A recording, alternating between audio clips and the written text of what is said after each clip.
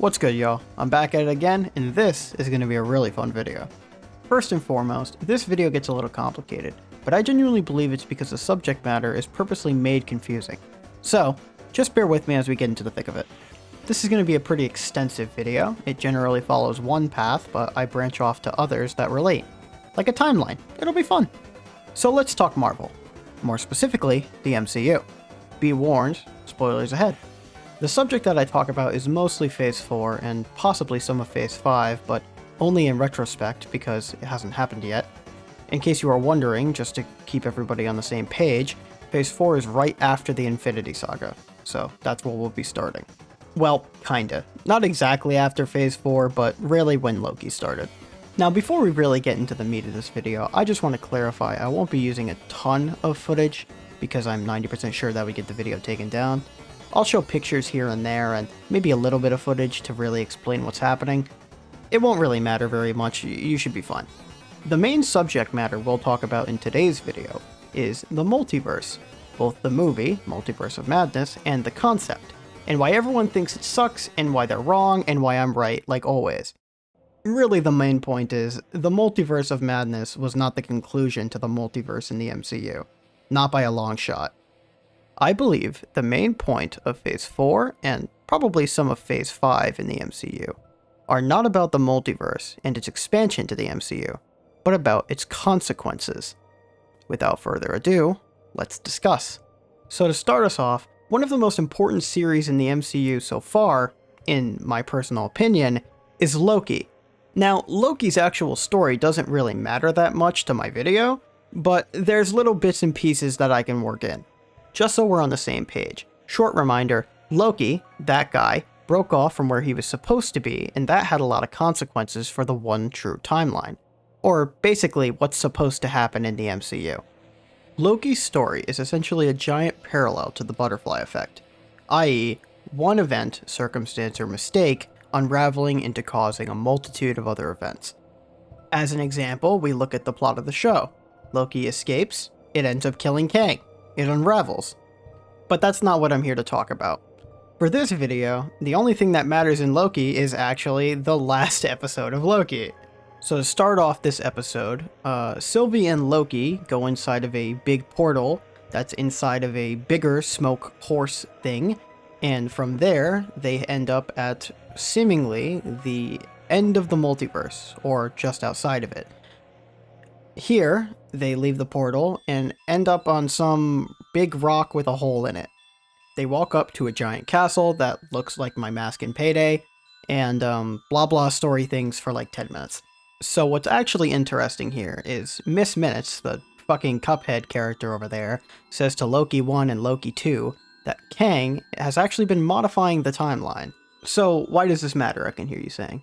Because what she says is, direct quote, "He's been making a few creative adjustments, and he's worked it out so we can reinsert both of y'all back into the timeline in a way that won't disrupt things." Now, you might be thinking, this is just some throwaway line to trick Sylvie and Loki into not going forward. And sure, it might be, but I don't think it is, and let me tell you why. I think what Miss Minutes, and implied Kang as well, are talking about is the multiverse. Similar to Mysterio, Defender Strange, or Amelia Chavez, you can just say you're from another Earth. Or, as they continue to explain it, you can just do it. They'll give you the means. Once he writes in the multiverse, it's completely believable, right? Side note, I love the cinematography of this scene, by the way. Right before they meet Kang, they're walking down a hallway and the whole MCU quite literally gets flipped on its side. Anyway, I'm a little off track. This isn't a Kang is still in control theory. Although I could definitely make that video too. So Sylvie and Loki meet Kang and he straight up explains the multiverse. And I mean this quite literally. Kang goes on to explain how he's afraid of a multiverse of Kangs and what their motives actually are. Kang explains that he saved the multiverse from destruction from a war that the Kangs started and a war that this Kang ended. Peace and harmony is what the MCU had experienced, free from the expanse of the multiverse and the chaos that comes with it. Stifling order or cataclysmic chaos. Kang essentially explains Phase 4 and 5 of the MCU already. Kang is, or was the only thing keeping the MCU from chaos. Or, in this case, magic and other non-grounded reality shit. But I'll work back to that. Actually, this time. I'm not just going to say I'll work back to it and then not do it. Now, what's really interesting that I'm sure many people didn't catch is one above all Kang implies that he actively searches to prune other Kangs using the TVA. He explicitly states, "You kill me, destroy all this, and you won't just have one devil," implying himself. "You'll have an infinite amount." This implies that Kang is actively preventing other Kangs, and if you know Marvel lore, also explains why we haven't seen Reed Richards until Multiverse of Madness. Now, this is just a small theory in addition to this video, but hear me out. We haven't seen the Fantastic Four in the MCU, until Multiverse of Madness, in which Reed Richards wears their logo. I believe the one above all Kang is pruning Reed Richards, because Kang himself is a descendant of Reed Richards. And as Hulk in Endgame explained, if you travel to the past, that past becomes your future, and your former present becomes the past, which can't now be changed by your new future. Timelines in the MCU are non-congruent with people, meaning, essentially, and yes, I'll be saying the word essentially a lot, they exist outside of relative time in the way we comprehend it. And if you watched Endgame, this is what Hulk explains. They also explain in the TVA courtroom that what happened in Endgame was always supposed to happen, and we can imply from that it meant to get Loki and Sylvie to Kang. And Kang will continue to imply this later on. So why this matters is because killing Reed Richards, or pruning him, won't stop alive Kangs from existing, but it will stop future Kangs from existing. So knowing all this, in theory, Kang let all the other Kangs die off, probably in the war, created the TVA, and actively set them to prune Reed Richards to stop any more Kangs from being born. And after that, for some reason, led Loki and Sylvie to him with some other undisclosed future plan or trick. Or if we take Kang's word at face value, it's implied. Kang is tired, lonely, really old and depressed, and seemingly wrote his own suicide into the script, attempting to have one of the Lokis kill him. It's directly stated from Kang's own words that he only wrote up until a certain point, so he still gave them free choice on whether or not they would kill him. So it's less of a suicide but more of a gamble. And the point in which Kang stopped writing in the script was around 18 minutes into their conversation after Loki and Sylvie were met with Kang outside the elevator. It was from there that they went off script. Now, this is what we're actually here for. The past threshold scene. I'll get back to this very soon. It's very important, but we're not going to talk about it just yet. But it is what we're here for. So, skipping just a tad, Kang gets stabbed by Sylvie and dies. His last words being, "See you soon." Side note, I do this throughout the whole fucking video. When I say one above all Kang, I actually mean he who remains Kang. I fucked it up in the script, my bad. Alright, continue. This sole event causes a magnitude of chain reactions, because although the one above all Kang already relinquished control, he was also keeping other Kangs from showing up. Technically speaking, Kang relinquishing control was at the exact moment that the timeline was allowed to splinter off and break. Speaking of timelines, the MCU timelines are convoluted as shit. Marvel timelines in general are a little convoluted compared to your normal multiversal stories. A lot of things don't add up the way they're supposed to, either by fault of miscommunication by companies or genuine mistakes on the writer's part. They're not too much of a problem, but it's enough to be willing to acknowledge. But basically what I'm trying to say is the timeline itself and the concept of it in the MCU doesn't really matter too much to this video. Really what I'm trying to explain is the timeline is set free from the guidelines it was restricted to before, so that it can work without interference from other things being added to it. I'll explain. Kang's death triggered an entire event of magic, gods, celestials, cosmic powers, photons, and other things appearing in the MCU. All of this stemmed from Kang dying and no one else being in place to seize and/or prune these events from spiraling out of control. It's this that fractures the timeline in the first place. Previously, the guidelines were established so that the multiverse could not associate with each other. So what happened here is kind of like a multiverse birthing. Kang was holding back the multiverse by pruning all the other variance occurrences. That hold disappeared, and the multiverse was let free because those events can now happen freely. And with that said, now would also be a fantastic time to talk about a little thing called chronology and how the MCU doesn't like to play nice with that either. The facts are that some of the TV shows and comics in the Marvel Universe should not exist in the MCU within the fundamental parameters that were set up. But if we use our brains a little bit and come to the conclusion that this event in the MCU, releasing the multiverse, happened outside of a chronological timeline, then these things can happen simultaneously. Meaning, Kang's residence on Circle Rock existed outside of time, which also in turn means any effect or event on the timeline that never existed has now instantly always existed. Or at least in Loki. That's how we as outside observers see it. Now, all these series and characters can exist at the same time. Everything that didn't exist has now always existed and runs parallel to each other. It's a little confusing, I do understand. But if you work your head around it, multiverse theory and how Kang's actual physical location works begins to make sense. Alright, so now here's the fun segment. Let's talk about Multiverse of Madness. Now, we don't really need to get too much into the specifics, but we'll start with a general summary, as we did with Loki. Multiverse of Madness is a chase movie in which Stephen Strange travels through the multiverse with a multiversal drifter named Amelia Chavez. They are pursued by Wanda Maximoff, the Scarlet Witch, and she does bad things. The reason I'll be going over the events of this movie, and other movies, and other pieces of MCU media, is because I believe they have significant and altering events that will have grave consequences for the MCU. Some YouTubers, who will not be named, have gone on record to call the writers lazy and incompetent, because they believed they hadn't thought of these things. And if you hadn't gotten it by now, the point of this video is to explain exactly the contrary. I would actually argue that the MCU writers have thought about this quite well. Alright, by now, I'm sure you get the point of Multiverse of Madness, it's very simple, so let's get into it. In the movie Multiverse of Madness, multiple significant events take place. Obviously, the most damning is that Wanda Maximoff terrorized the multiverse since some point after WandaVision for God knows how long until Multiverse of Madness. The consequences for Multiverse of Madness are seemingly endless, judging from Wanda's actions during the movie.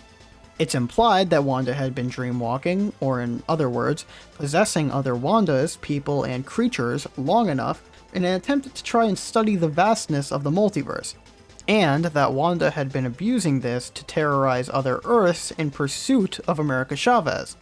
That character in which is another multiversal nightmare for the timeline. America Chavez quotes throughout, I think halfway through the movie, that she had gone through 73 different multiverses.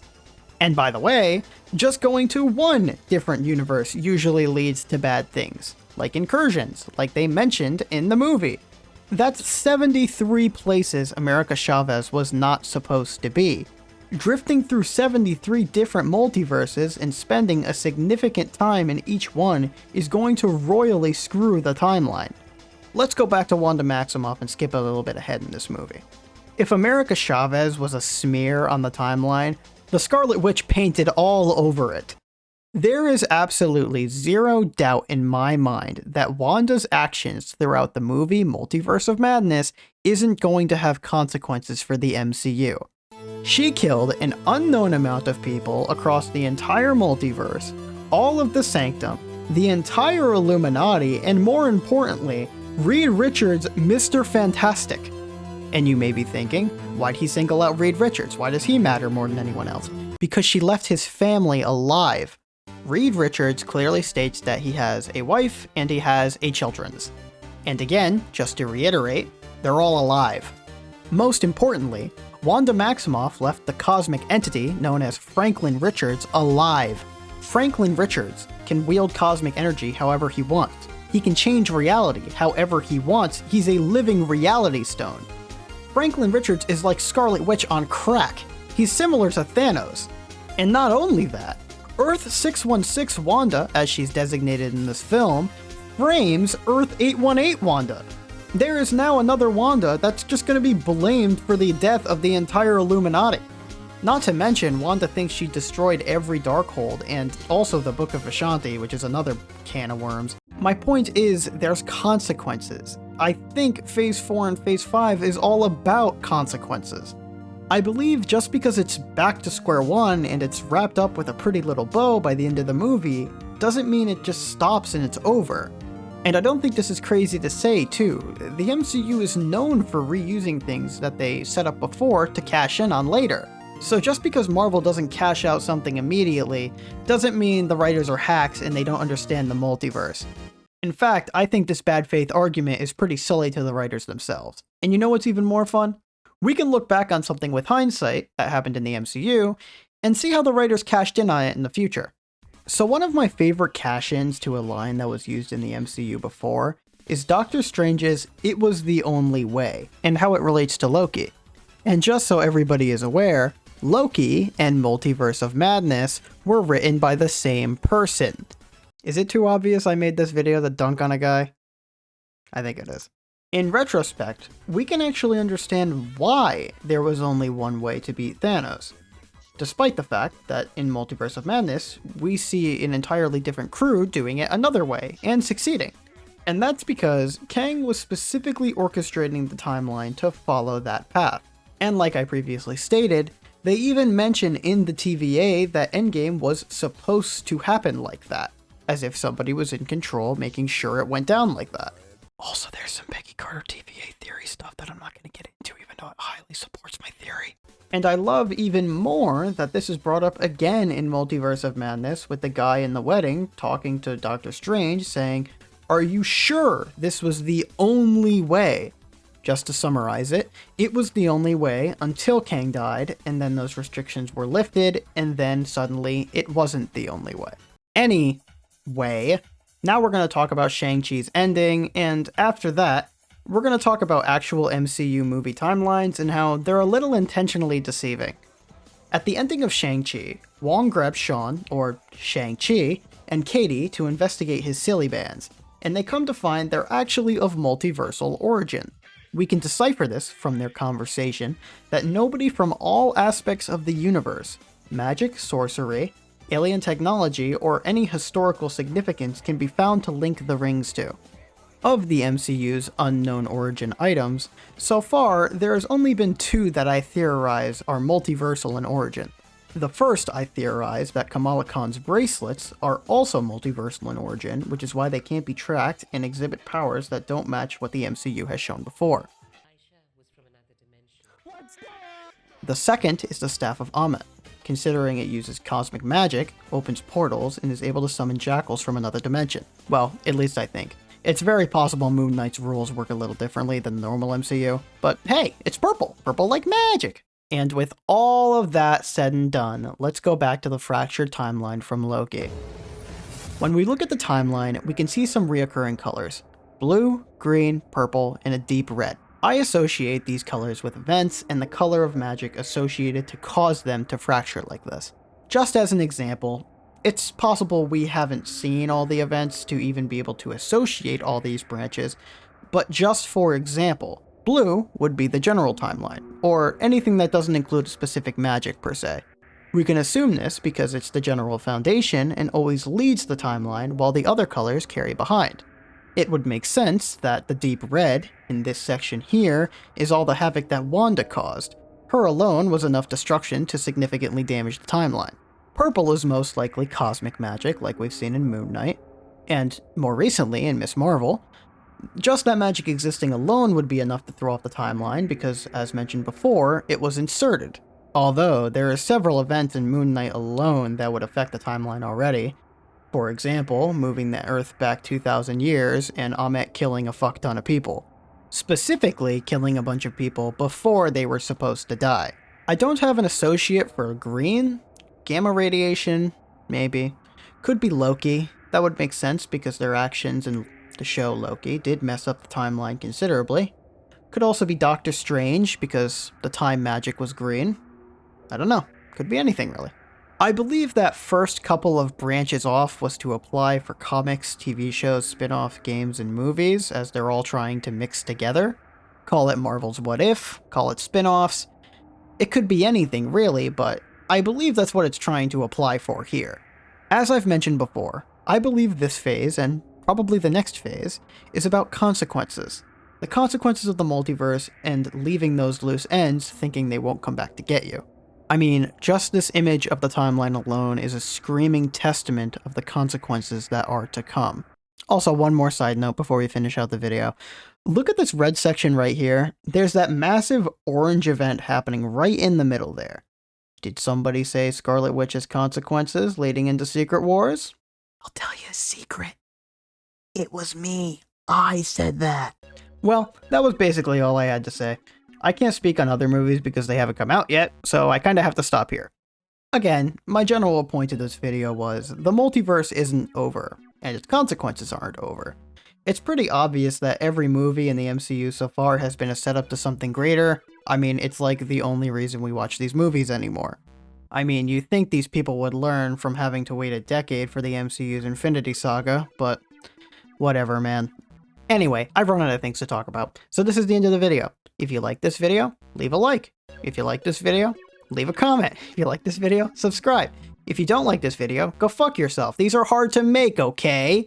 It's not as easy as you think it would be. You have to write the voice lines, you gotta actually say the voice lines, you gotta record the voice lines, you gotta make sure the voice lines sound good, you gotta edit the video, you gotta make sure you didn't fuck it up and get everything wrong like I did last time. Get off my back, man!